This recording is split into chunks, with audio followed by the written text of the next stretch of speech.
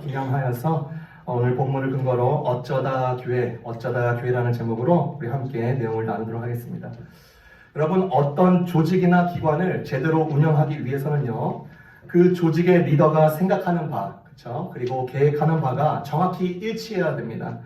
예를 들어서 자동차 기업 내에 기술 분야 모집을 이렇게 위해서 전문 기술자를 가진 자가 요구가 되죠. 그래서 모집하는 자를 이제 뽑았는데 자동차 관련 전문 기술은커녕 단지 이 사람이 제일 잘하는 것, 등산만 좋아하는 자를 뽑았다고 생각해 보십시오. 말이 안 되는 것입니다. 요즘 뉴스를 보면요, 뉴스를 가득 메우는 내용이 나옵니다. 한국 축구입니다.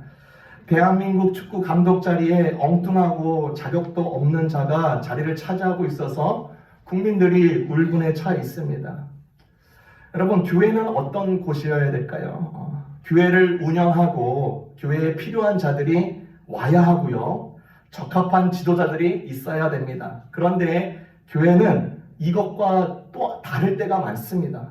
그래서 오늘 본문에는 어떤 교회가 나오는데 이 교회에서 큰 세 가지 요소, 이것들을 잘 설명해 주고 있습니다. 그래서 이 세 가지를 여러분과 나누고자 합니다. 첫 번째, 부적격입니다. 부적격. 그것이 은혜의 통로라는 것입니다. 부적격. 본문에는요, 안디옥 교회의 지도자 5명에 대해서 소개하고 있습니다. 이들이 지도자인데요, 첫 번째 사람이 바나바입니다. 그는요, 레위 지파의 명문가 출신이고요, 전 교회 유대인 출신입니다. 두 번째 사람은 니게르라 하는 시므온입니다. 니게르라는 이 흑인을 뜻하는 라틴어 니제르에서 온 것이죠. 즉 시므온은 흑인인 것입니다. 그에 대해서 나이와 직업과 학력 등 다른 정보를 다른 데서 찾아볼 수가 없어요. 잘 알다시피 2000년 전 로마 제국에서는요, 유대인들은요 급진적인 인종주의자였고 흑인은 대부분 노예였습니다. 유대인들의 눈을 통해서 볼 때 시므온은 노예이자 가장 낮은 하층민이었습니다. 세 번째 사람이 나옵니다. 구레네 사람 루기오입니다. 구레네는요 현재 리비아입니다. 리비아 지역에서 왔다는 것 외에는 알려지지 않은 이방인인 것입니다. 네 번째 사람은 분봉왕 헤롯 안티파스와 함께 자라난 마나엔입니다.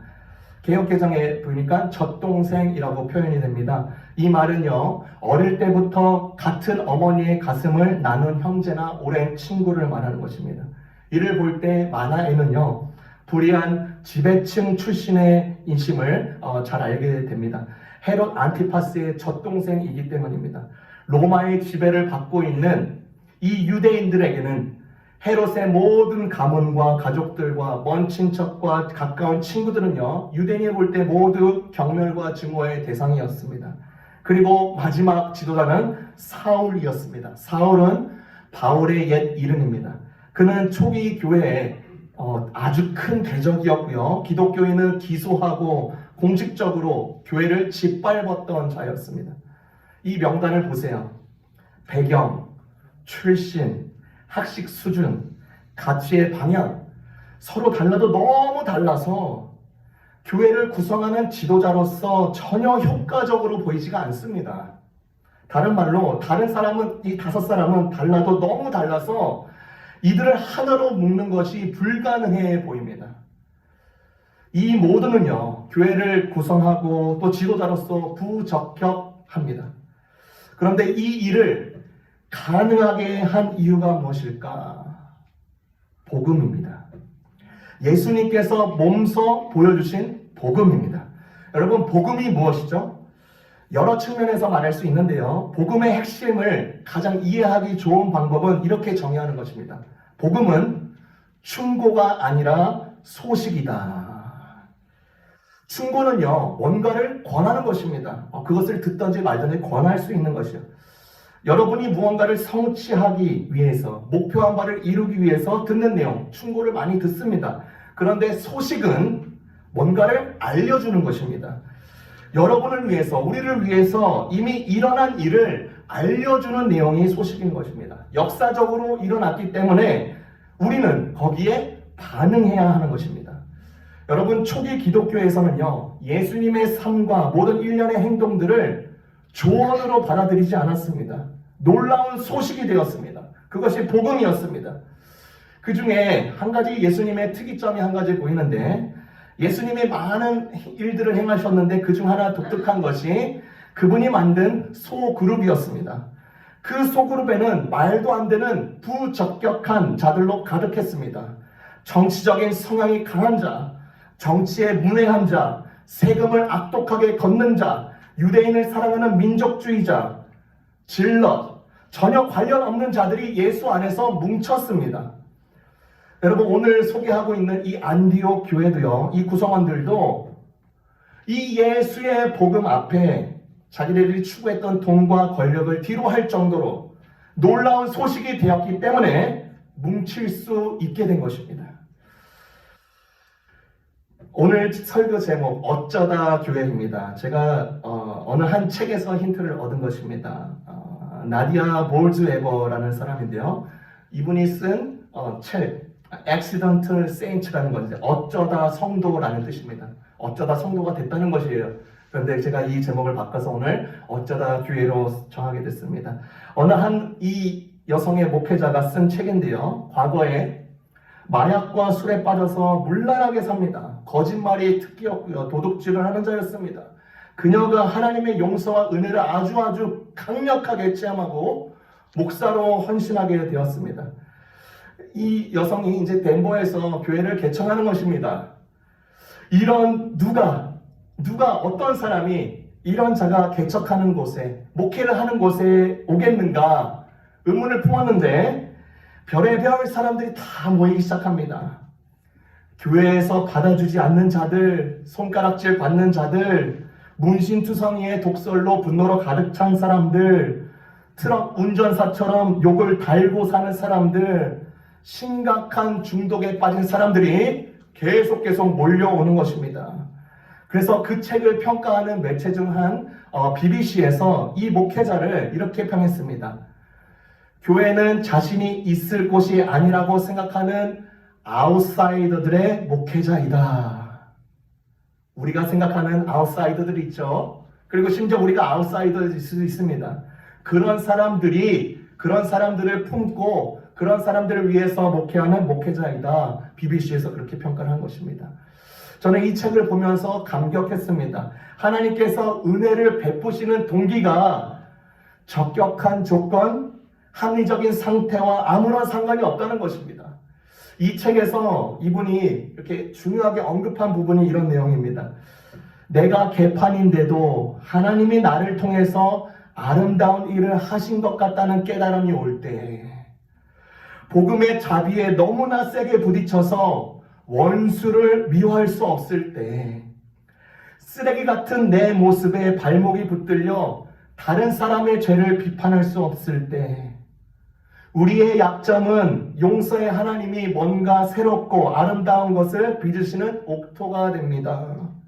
이런 내용들을 남기면서 이 모든 과정들을요, 하나님께서 자신과 함께하고 계시고, 또 교회 안에서 여러 사람들과 교제하면서 영적으로 교제할 때 영적으로 더 건강해지고 살아있다고 확신하게 된다고 간증하는 내용이 있습니다. 여러분, 제가 설교 준비하면서 저희 교회 리치몬드 제일 좋은 교회를 생각해 보게 되었습니다. 아주 초창기죠. 1992년.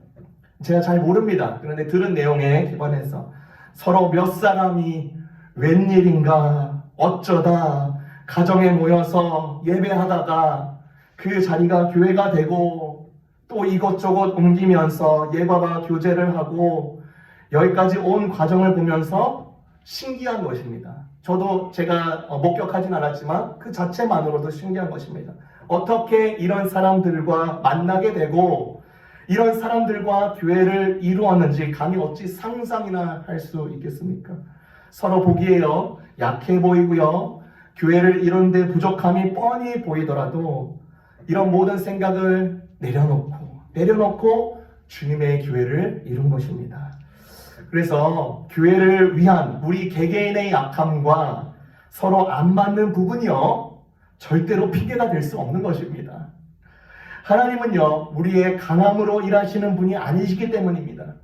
오히려 나의 약함을 통해서 일하시는 예수님의 강함을 보게 되는 것입니다. 은혜의 원리이기 때문인 것입니다. 그래서 부적격하며 은혜의 시작이 되고 은혜의 통로가 되는 것입니다. 우리가 모든 이 은혜의 통로 되시기를 주님의 이름으로 축원합니다. 두 번째입니다. 이 안디옥 교회를 보면서 우리에게 전달해 주신 메시지는 성령인 것입니다. 성령님이 크게 역사하십니다.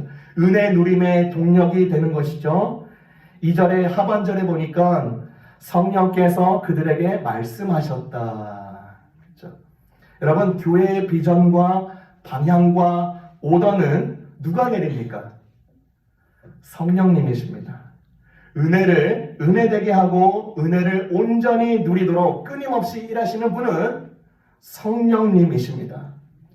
예수님께서요, 제자들과 함께 무리를 하시다가 이제 십자가의 사건이 있기 전에 요한복음 17장에서 자기의 제자들을 위해서 기도할 뿐만 아니라 이제 앞으로의 세대, 자신을 예수님을 주님으로 믿을 미래의 성도들을 위해서 기도할 때 어떤 내용을 기도하냐면, 이 제자 이게 부족합니다. 이걸 꺾어주세요. 이런 제자 요것만 좀 업그레이드 했으면 좋겠습니다. 미래의 성도들은, 미래의 신자들은 좀 요런 사람이 왔으면 좋겠습니다. 요런 기도가 아니라 무슨 기도를 하냐면, 그들이 다 하나가 되게 하여 주옵소서. 이 하나됨은요, 교회의 구성원이 의기투합하여서 의지로 서로 좀 양보하였다고 뜻을 잘 세워서 이루는 하나됨이 아닌 것입니다. 무엇이 하나됨이냐? 성령의 은혜 가운데 하나됨을 이야기하고 있는 것입니다. 성령님은요, 이 은혜가 지속적으로 흐르게 하시고, 비유를 하자면 끊임없는 자체의 동력이 되십니다. 제가 지난달에 성령 목회 세미나에 오클라호마에 다녀왔을 때 거기 마완석 박사님이 나눠주신 내용입니다. 5세대라는 교회입니다. 5세대 교회. 필리핀에서 선교 사역을 17년간 하시고 지금은 이제 옥스퍼드에서 또 이제 미주에서 이제 오순절 학회에 수장으로서 이제 감당을 하시고 계시는데, 그분이 필리핀에서 목회를 하실 때, 선교이자 목회를 하실 때 이렇게 산 꼭대기에서 교회를 세웠습니다. 제일 먼저 깐나나이 부족이 사는 세방교회라는 곳에 교회가 세워졌어요. 우리가 잘 알다시피 이 필리핀이요, 스페인의 300년간 식민 지배를 받았는데 이 산 꼭대기들은요 식민화하지 못했다고 합니다. 해발 2,400m입니다. 그곳에 교회를 세운 거예요. 그런데 같은 해에 3,000m가 되는 산을 넘어서요 깔랑오 부족이라는 곳에 복음을 전했습니다. 세방교회 교회인들의 전도로 곧 꼬꼬이라는 지역에 교회가 생겼어요. 6달 만에 두 번째 교회가 생긴 것입니다. 그리고 3년째 이 세방과 꼬꼬이의 교인들은요, 아이들의 학교가 있는 독국간에 교회를 또한 세우게 됩니다. 독국간 교회는요, 금방 이제 깔랑우야 부족 선교의 중심지가 되었습니다. 예상한 대로 이렇게 3개의 교회가 개척이 돼서 힘을 합쳐서 3시간 떨어진 안박박의 동네 교회의 4번째 교회를 개척합니다. 그리고 나서 5번째 교회가 개척이 되는 것이죠. 참 놀랍죠. 성령께서요, 이들의 마을에 이 마음 가운데 중심에 함께해 주셨습니다. 그리고 이들은요, 그들이 가진 이 복된 소식, 이 복음을요, 다른 곳에 전달하면 안 될 정도로 강한 애정을 갖기 시작합니다. 그래서 산을 넘어서 교회가 필요한 곳에, 이들에게도 복된 소식이 필요한 곳에 그렇게 교회를 5개나 짓게 됩니다. 이러한 일이 어떻게 일어날까요? 이러한 현상이 우리의 현상과 전혀 무관한 것일까? 오히려 우리보다 더 갖추지 못한 교회의 모습일 수 있습니다. 그런데 진짜 힘이 여기 있는 거예요. 그렇죠? 성령님이 함께 하시기 때문입니다. 제가 이 강의를 들으면서 하나님께 이런 기도를 드렸습니다. 하나님, why not here? 하나님, 리치몬드에서도 이런 불같은 역사, 성령의 역사가 있게 하여 주옵소서. 어떻게 보면 이 리치몬드 지역이 더욱더 선교지입니다. 이런 마음으로 하나님께 기도를 하는 것이죠. 여러분, 참된 교회는요, 성령님을 크게 높이고 인정하고 성령의 능력을 사모하는 것입니다. 제가 이 교회를 보면서 한 가지 딱 주목한 분이 있었어요. 이 소녀가 보이죠? 이 소녀가 16살입니다. 이 16살이요. 교회 지도자가 없으니까 이 16살 소녀가 매 주일마다 주님의 말씀을 이렇게 전달해줘요. 그래서 어떻게 이런 일을 준비합니까? 어떻게 준비합니까? 들어봤더니 이 자매가 전주에 큰 교회, 다른 교회 있죠. 그러니까 뭐 산을 건너서 저희 개척된 교회에 가서 거기는 지도자가 있으니까 말씀 들은 것을 다 노트에 다 적습니다. 그것을 다 적고 자기 본 교회에 가서 그 다음 주에 그 내용을 전하는 것이에요. 성령님이요, 이 자녀의 이 16살의 마음을 움직이시는 것입니다. 그리고 하나님의 마음과 하나님의 메시지가 들어가야 되는 것을 이게 역동하시는 거예요. 여러분, 나이가 문제가 아니라는 것을 우리가 보게 됩니다. 성령께서는요, 교회 가운데 모두에게 임하십니다. 성령이 없이는 진정한 교회가 될 수 없는 것입니다. 여러분, 군인이요, 군인 정신을 상실하면요, 군복 입어도 군인이 아닌 것입니다. 군인인 척 할 수 있겠죠. 학생이요, 학생 정신을 상실하면요, 책가방을 메워도 학생이 아닌 것입니다. 공무원이요, 공무원 정신을 상실하면 사증을 아무리 삐까뻔쩍하게 들고 다니더라도 진정한 공무원이 아닌 것입니다. 여러분, 성도와 이 교회는 성령의 영이 없다면 진정한 성도와 진정한 교회가 아닌 것입니다. 우리나라의 큰 위인들 중에 많은 위인들이 있지만 안창호 의사, 그렇죠? 한민족의 독립국을 만들기 위해서 어마어마한 헌신을 하신 분이십니다. 그가 1902년에 조국을 위해서 미국의 선진 시스템을 배우고자 유학길에 떠납니다. 거기에서 지독한 차별을 겪고 있는 자기 동포들을 보았습니다. 외국인 노동자로서 이민 생활하고 있는 이 한인들이요, 세탁소에서, 밭에서, 또 오렌지 농장에서 일을 합니다. 그렇게 힘들게 살고 있는 것이에요. 나라가 멸망했으니까 한인들은 망국의 고통과 인종차별의 고통을 동시에 겪으면서 고된 노동을 이끌어 갔습니다. 이 안창호 선생님은요, 동포들의 고통을 목격하고 편안한 유학생활이 너무나도 부끄럽게 여겨지는 것입니다. 그래서 동포와 같이 오전에는 오렌지 농장의 일을 도왔습니다. 그러면서 항상 이 오렌지 공장에서 일할 때 격려하면서 이렇게 말을 했습니다. 오렌지 하나도 정성스럽게 따는 것도 나라를 위한 일입니다. 안창호 선생님이 무엇을 봤냐면, 한인 노동자들이 오렌지 하나를 열심히 딴다면 한인들에 대한 편견을 가진 미국인들의 인식에 성실히 일하는 이 한국인으로 자리매김해지고, 오렌지 수확을 열심히 해서 수익이 오르면 독립운동을 지원할 수도 있다는 이 그림이 그려지니까 그렇게 계속 권하는 것입니다. 자신이 낮에는 일을 하고 밤에는 자신의 공부와 독립을 위해서 주변 사람들을 교육을 시킵니다. 이때요, 한인들이 번 수익의 50% 이상이 독립운동 자금으로 마련되었고, 그 돈을요, 독립운동가들에게 전달할 수 있었고, 또한 대한민국 임시정부 청사에 이에 쓰여질 수 있도록 도왔습니다.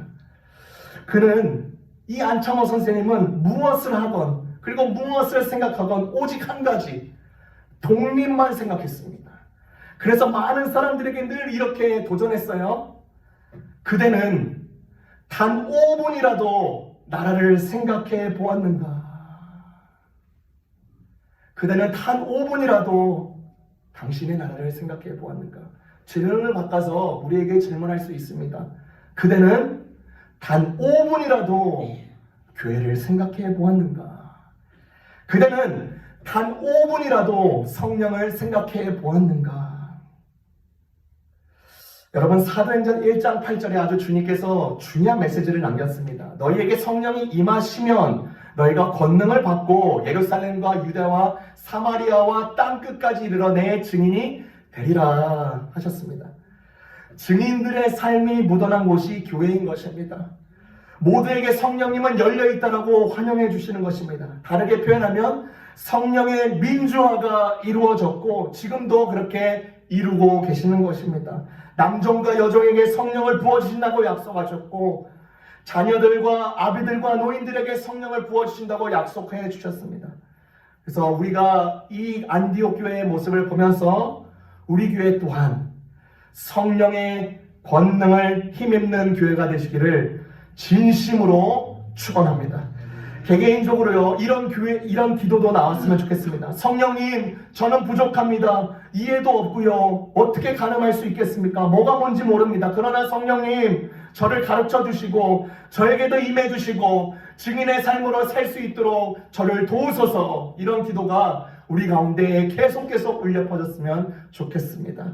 마지막입니다. 안디옥 교회에 나타난 세 번째 특징, 순종입니다. 순종이야말로 은혜에 대한 올바른 반응입니다. 3절 하반절에 이렇게 말을 하죠. 그들을 떠나 보냈다. 교회 지도자 5명 중 2명을 다른 지역 선교를 위해서 떠나 보내는 장면입니다. 안디옥 교회, 그 당시에요, 성장하고 있는 교회입니다. 평가가 좋았습니다. 흩어지기보다는요, 더욱더욱 뭉쳐야 되는 상황이었습니다. 그러나 성령님께서 그 2명을 보내라 라고 했을 때 이 메시지에 순종합니다. 앞으로의 그림이 어떻게 될지 몰라요. 막막함과 의구심이 들 수 있습니다. 그러나 온 교우 성도들이요, 이 모든 결정에 순종했습니다. 교회를 세우시고 은혜 주시는 하나님에 대한 올바른 반응은 순종이라는 것입니다. 하라면 하겠습니다. 하지 말라면 하지 않겠습니다. 이것입니다. 그런데 우리 잘 알죠? 솔직히 우리를 돌아봅시다. 우리는요, 무언가를 알아서 좋은 것도 많아요. 그런데 알기 때문에 뭔가 껄끄러운 것도 많은 것도 사실입니다. 예를 들어서요, 제가 살 빼야 되는 이유를 정확하게 압니다. 좋은 것이죠. 그렇죠? 살 빼는 이유를 안다. 좋은 것입니다. 그런데 제가 살 빼는 이유를 안다고 해서 뭔가 껄끄러운 것도 있는 것입니다. 왜냐하면 살 빼려면 무언가 희생이 따르고 수고가 따르기 때문입니다. 제가 원하는 것, 맛있는 것 넘치게 못 먹습니다. 여러분, 제가 살이 쪘는가 안 쪘는가 정확히 아는 방법이 있습니다. 이 양복 바지요, 입어보면 압니다. 요즘 양복 바지가 꽉 끼어서 왜 그런가 생각해 봤더니 제가 매일 아침 믹스 커피를 2개씩 꼭 먹었습니다. 여지없이 찌는 것입니다. 그래서 제가 이제 살을 뺄 필요를 더욱 느껴서 이제 믹스 커피에 손을 안 대요. 그냥 블랙만 먹습니다. 무언가를 알아서 좋긴 하지만 이제 못 먹으니까 싫은 것입니다. 운동도 마찬가지예요. 운동. 요 운동하면 어디에 좋고, 요 운동하면 여기에 좋고, 다 합니다. 좋죠. 그런데 뭔가 꺼려집니다. 안 합니다. 이유가 힘들거나 귀찮거나 괜찮다고 여겨서 그렇습니다. 여러분, 모든 영역이 그래요. 공부도 그렇습니다. 공부 어떻게 하면 잘하는가 다 합니다. 그리고 자녀 양육도 그렇고요. 남편을 대하는 방식도 그렇고, 와이프를 대하는 방식도 그렇습니다. 회사 생활도 그렇습니다. 성도로서도 마찬가지예요. 성도가 어떻게 살아야 할지 듣습니다. 압니다. 배웁니다. 그런데 그러기 꺼려질 때가 있습니다. 하나님의 말씀이 좋은 것임을 알고 나를 위한 것임을 압니다. 기도를 해야 하는 것도 압니다. 그런데 뭔가 꺼려져요. 힘들거나 귀찮거나 괜찮다고 여기기 때문입니다. 그런데 우리는 여기서 멈출 수가 없는 것입니다. 예수님의 삶과 사역을 잘 돌아보면요, 그 중심에는, 그 원리는요, 사랑과 책임과 희생이 있었습니다.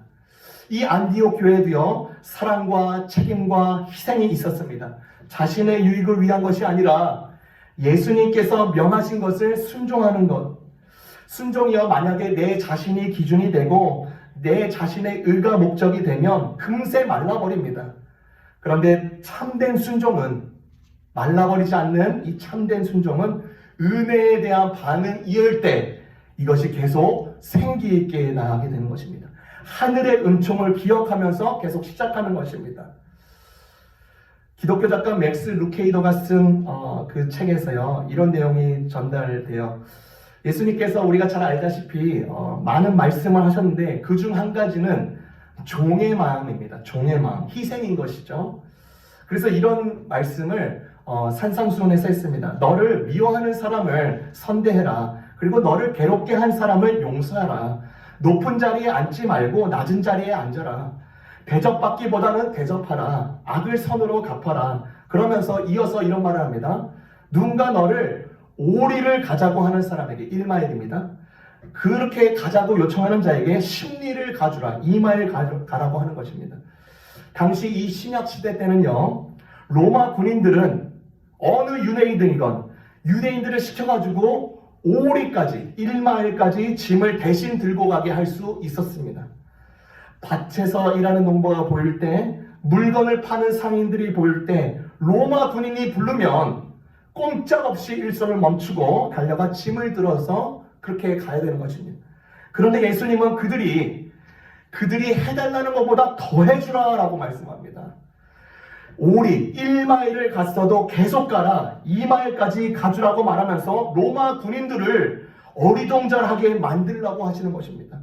사람들이 요구하는 것 이상을 그것도 흔쾌히 친절하게 해주라고 하십니다. 우리에게 말씀하신 주님이 그렇게 종된 모습으로 이 땅에 오셨고 그 모습을 우리에게 보여주신 그 주님 때문에 우리에게 그 보여주신 모든 그 원리 때문에 우리도 마땅히 순전히 기꺼이 순종의 또 희생의 발걸음을 뛸 수 있게 되는 것입니다. 그래서 이런 기도가 나오는 것이죠. 주님의 말씀에 순종해서 1마일을 갈 일이 있으면 힘이 들더라도 2마일을 가겠습니다. 기쁜 마음으로 용서와 친절을 베풀겠습니다. 이 모든 일련의 순종은 우리 예수님이 보여주신 은혜로부터 시작된 것입니다. 그래서요, 우리가 은혜라는 단어를 생각할 때, 은혜라는 개념을 생각할 때 뭐든지 다 은혜 받았으니까 뭐든지 다 할 수 있다는 능력이 아니고요. 할 수 없고 또 다시 무너졌고 무기력해지고 그랬지만 다시금 한 걸음 내딛게 하는 이 동력이 된다는 것을 우리가 잘 기억을 해야 됩니다. 거기서부터 우리의 순종의 모든 바램들이, 우리의 순종의 행동들이 흘러나오게 되는 것입니다. 창립 32주년 맞이한 이 교회가요, 날이 갈수록 은혜의 통로가 되고 부적격한 자, 심지어 내 자신이 그렇게 느낄다 하더라도 누군가 부적격한 자가 왔을 때 저 사람을 통해서 또 하나님께서 은혜의 통로 삼아 주시겠구나, 이런 믿음과 또 진정한 동력이 되신 성령님의 권능을 힘입고요, 또 참된 은혜에 대한 반응으로 우리의 순종이 네 걸음 되는 순종의 열매가 또 순종의 한 걸음이 여정이 되시는, 계속되시는 주님의 이 여정 되시기를 주님의 이름으로 축원합니다. 기도하겠습니다.